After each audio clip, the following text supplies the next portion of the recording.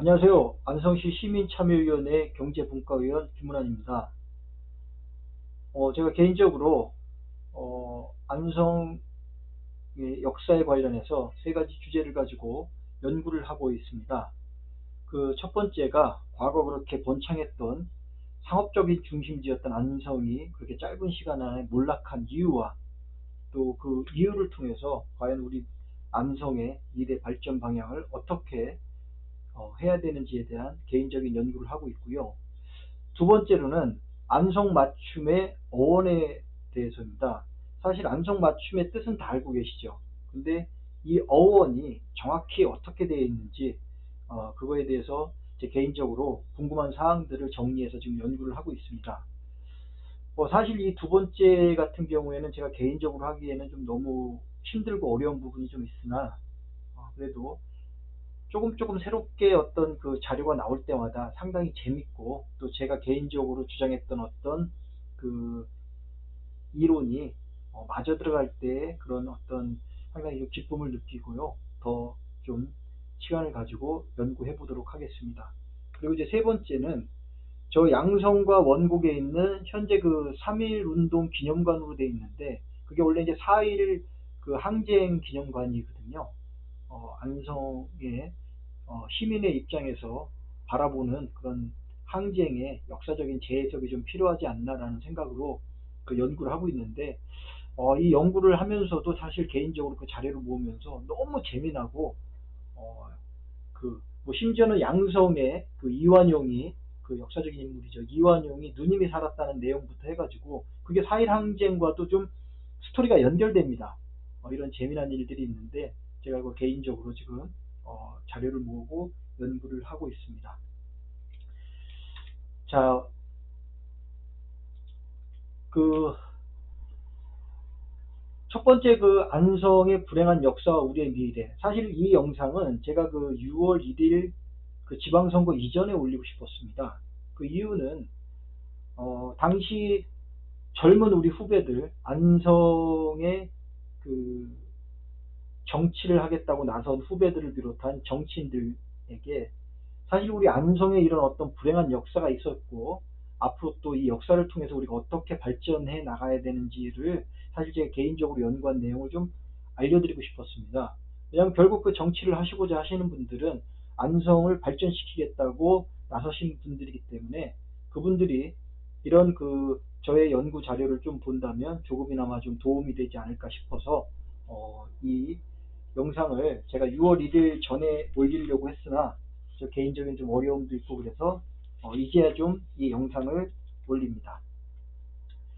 자, 우리가 흔히들 안성이 물류의 중심지, 전국 3도에 전라도, 충청도, 경상도의 그 물류의 중심지였다. 그로 인해서 아주 거대한 장이 섰다라는 그런 어떤 내용들, 이런 거 충분히 저희가 익히 알고 있는 내용입니다. 그래서 제 개인적인 그거를 확인하기 위해서 저는 약간 좀 다른 방법을 썼습니다. 이제 어떤 방법을 썼냐면 어, 이 지리적인 요충지였다라는 거는 사실 전쟁사를 보면 가장 빨리 알 수 있습니다.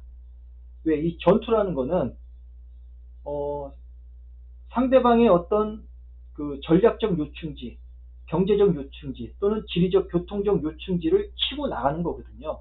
그래서 이제 당시 조선시대 그 임진왜란 그이 징비록이라는 책이 그때 당시 영의정이었던 유성령이 쓴 책입니다. 훗날 우리가 똑같은 이런 과오를 저지르면 안 된다라는 그런 뜻에서 징비록을 썼는데요. 그 징비록의 어떤 왜군들의 진격로를 표시한 겁니다. 이 진격로를 보시면 어떤 내용이 나오냐면 그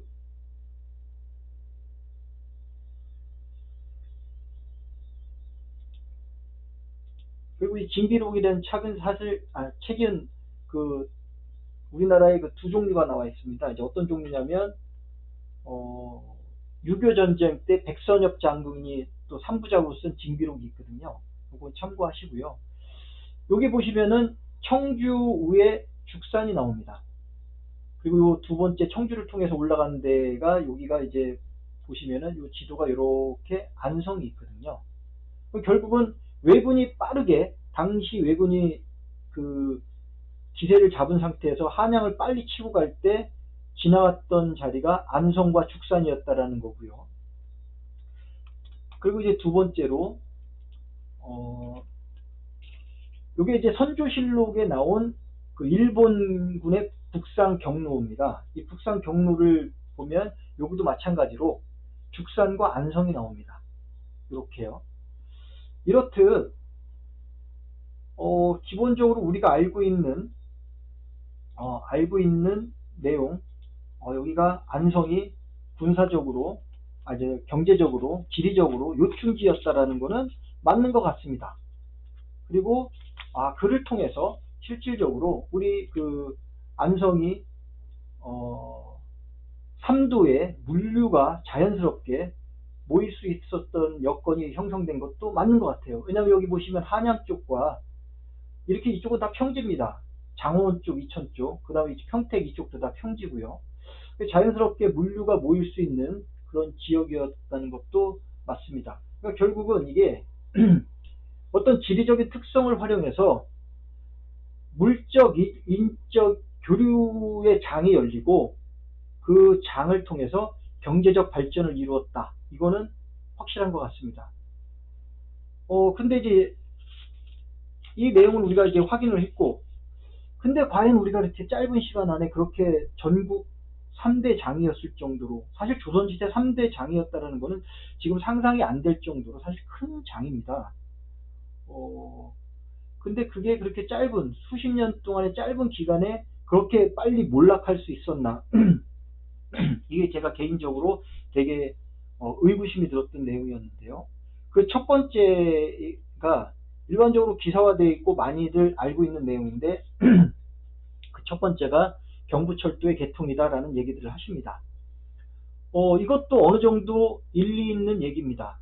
왜냐하면 당시 일본은 우리나라의 상업구조, 2일장과 5일장 형태의 상업구조를 철저히 무시해서 철도를 놨습니다. 만약에 우리 정부가 철도를 놓는다 그러면은 당연히 저는 기존의 상업도시를 중심으로 해서 기차를 놨겠죠. 이거 보시면 처음에 고종이 경인선을 이제 그 미국 회사를 통해서 놓고, 그리고 이제 경부선을 놓겠다라고 답사를 초기에 했는데 초창기에는 이렇게 안성이 들어가 있습니다. 3차 답사까지는 1894년도까지는 안성이 들어가 있는데 마지막에 일본이 러일 전쟁 터지면서 뭐 여러 가지 학설이 있습니다. 빨리 놔야 된다 해가지고 직선적으로 빨리 놓기 쉬운 데를 놨다 뭐 이런 얘기도 있는데, 실질적으로 이제 그 마지막 노선은, 최종적인 노선에는 안성이 빠지게 된 거죠. 그래서 안성의 어떤 그 장 중심의, 시장 중심의 그 어떤 경제가 기차역 중심의 그 상권으로 바뀌면서 쇠퇴했다. 어느 정도 이것도 제가 동의할 수 있는 내용인 것 같습니다. 근데 제가 궁금한 거는 과연 그럴까라는 의문이 들었습니다. 왜 저는 그 의문을 좀 강하게 냈냐면, 제가 어렸을 때 타고 다니던 기차 때문입니다. 자, 여러분 기억하실지 모르겠지만 옛날에 경남철도 주식회사가 그 저 군산항 맞은편에 있는 장항항이라는 거기서부터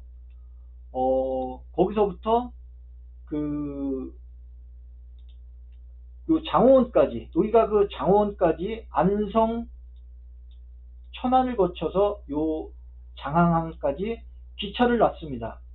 얘들이 사실 이 기차를 놓은 목적은 무엇이냐면, 그 이천 장원 쪽에 그 아주 양질의 고품질의 쌀을 진해 일본으로 가져가기 위해서 그 쌀을 장원에 집결해서 저 장항항을 통해서 자기네 고배항까지 물류를, 그 쌀을 날렸던 거죠.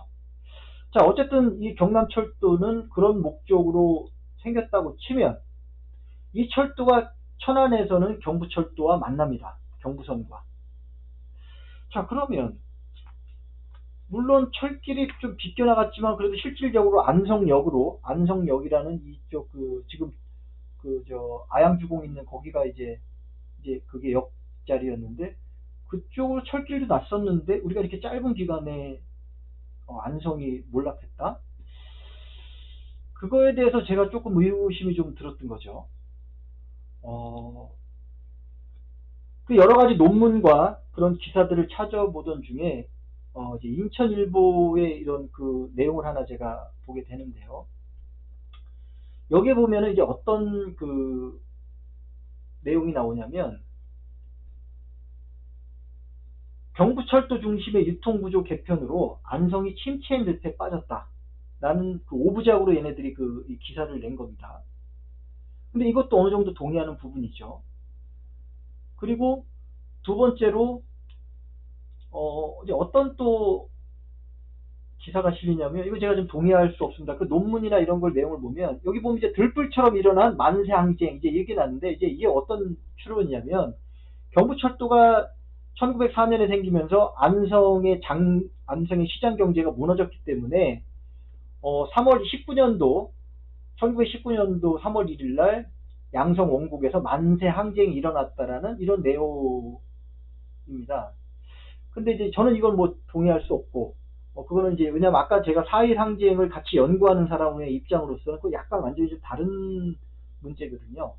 아무튼 이제 그런 내용이고, 이걸 좀 정리해보자면 이런 것 같아요. 1904년도에 경부선 철도가 개통이 되고, 1919년도에 만세운동이 일어났고, 1925년도에 장호원에서 천안 장항항까지 경부선 철도와 만나는 기차역이 생겼습니다.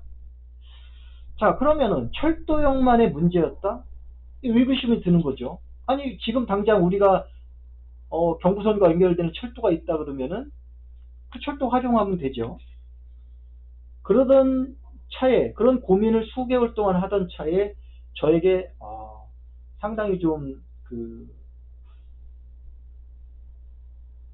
하나의 그 책을 제가 찾게 됩니다. 이 책이 무엇이냐면,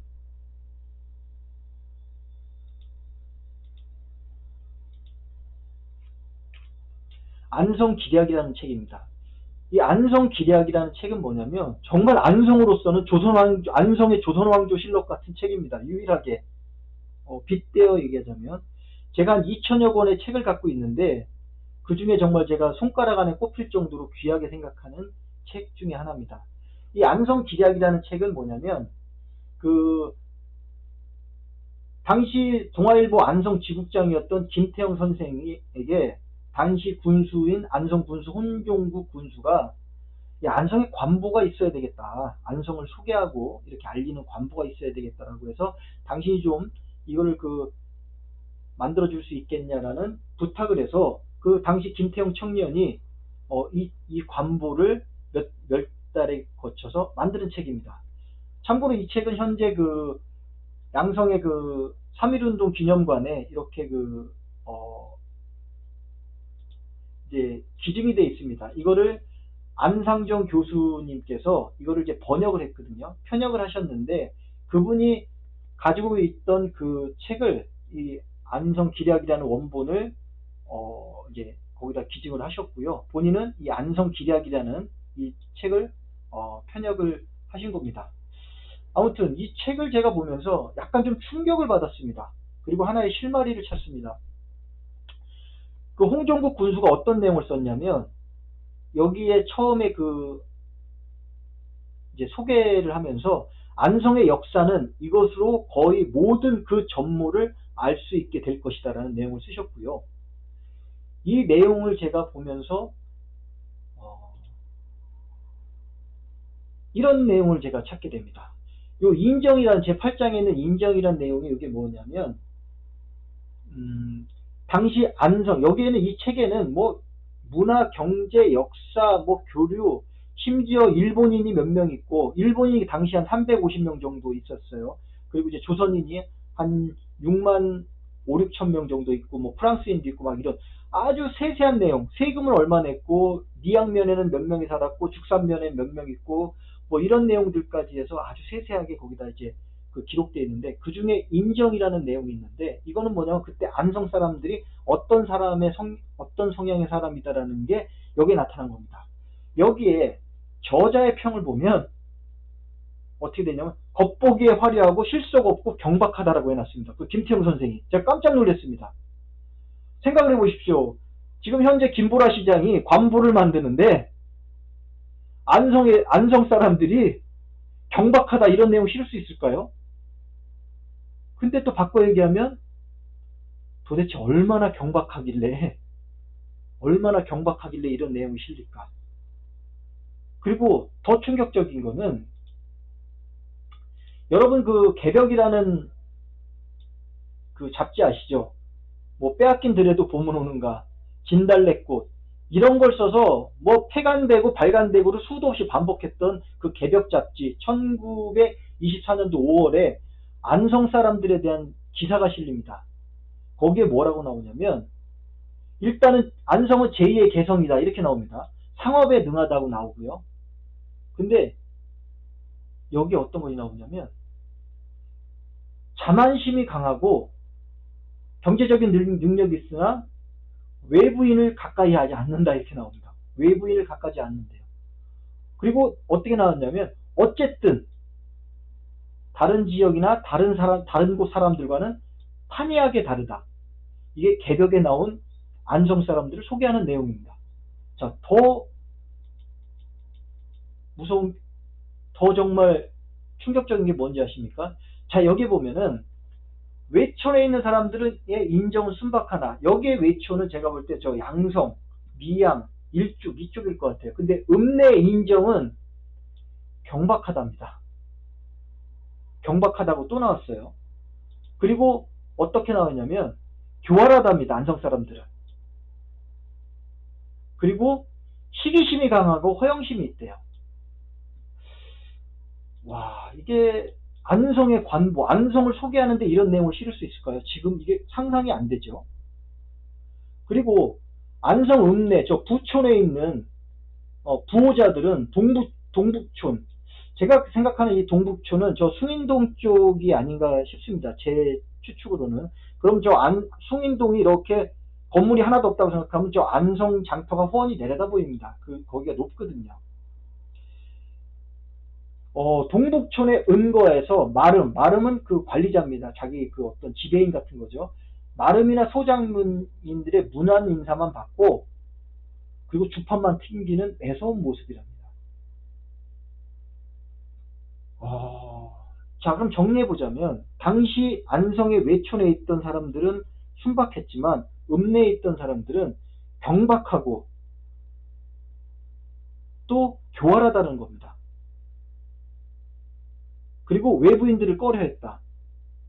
어쨌든 타 지역과는 판이한 사람들이 안성에 살고 있었다는 겁니다. 자, 상상이 가시죠? 안성이 그렇게 경제적인 전국 3대 시장으로서 부를 이뤘는데 실질적으로 안성의 그 주축이 됐던 돈 많은 부촌의 사람들은 외부인들과 교류가 없었던 겁니다. 그리고 그런 사람들이 주를 이뤄서 이 안성의 경제를 좌지우지했던 거죠. 자, 제가 이런 내용을 보고 고민을 하게 됩니다. 안성이 분명히 경부철도 때문에 망했다고는 하나 그렇지만 경남철도가 있었고 그렇게 큰 3대 시장이 있었던 경제적인 요충지였는데 이게 무너졌다. 그리고 그 사람들은 이렇게 교활하고 경박하고 외부인들과 교류가 없는 사람이다라는 거. 이거를 조합해보면 결국은 안성이 망한 이유는 저는 사람의 문제였다는 거죠. 바꿔 얘기하면 경부철도가 생기던 안성이 몰락하던 그 사람네들은 관심이 없었다는 겁니다. 왜? 나는 이미 돈을 많이 벌었는데. 그리고 그때 당시에 일제치하입니다. 내가 괜히 나서서 저 4.1 항쟁을 했던 양성민이나 원곡 주민들처럼 나섰다가 한 대 두드려 맞으면 다 날아가는데 저는 여기서 불행한 이게 하나의 역사였다라고 보는 겁니다. 실질적으로 안성민들이 부를 축적하고 정말 안성의 그 시민들이 부를 축적했다면 이걸 어떻게든지 새로운 발전 방향 그 안성 지략에도 그런 내용이 나옵니다. 당시 1925년도에 계속 쇠퇴해가는 이런 모습이 안타까워서 당시 군수는 물상회, 전국 물상회를 여기다, 그러니까 쉽게 지금으로 따지면 박람회를 개최를 합니다. 그 안성 군수가 당시에 그 박람회를 개최할 정도로 노력은 하는데 실질적으로 그 부촌에 있는 그 돈 많은 애들은 거기에 관심이 없었던 거죠. 거기에 시대적인 어떤 그 물류의 중심지가 자연스럽게 이동한 것도 있었고요. 자, 그래서 결론을 내리자면 결국은 지금 제가 정치하시는 분들이 이 내용을 봤으면 좋겠다라고 한 게 결국은 안성의 발전은 우리 안성 시민이 답입니다. 우리 과거에 안성이 망한 이유는 결국은 거기에 있었던 거죠. 안성 시민이 누구도 뭐를 하지 않았던 겁니다. 그러면 우리의 지금 정치를 하시고자 하는 분들 또는 안성을 발전하고자 하는 분들이라면 우리 시민들이 움직여야 된다는 거죠. 저는 개인적으로 안성역에 대한 그 추억도 있고 어려서 거기서 그 기차 철길에서 놀았던 그 기억도 있습니다. 그리고 안성이 다시 정말 과거의 그런 역사적인 그런 흥한 도시가 되기를 바라는 사람입니다. 자, 앞으로 우리가 이런 과거의 역사를 조금이나마 참고 삼아서 우리 미래 안성 시민이 어떻게 해야 되는지 또 우리 안성시가 어떻게 해야 되는지 정책적으로 조금이나마 보탬이 됐으면 좋겠습니다. 자, 이상으로 저희 첫 번째 연구 과제였던 내용을 마치겠습니다. 감사합니다.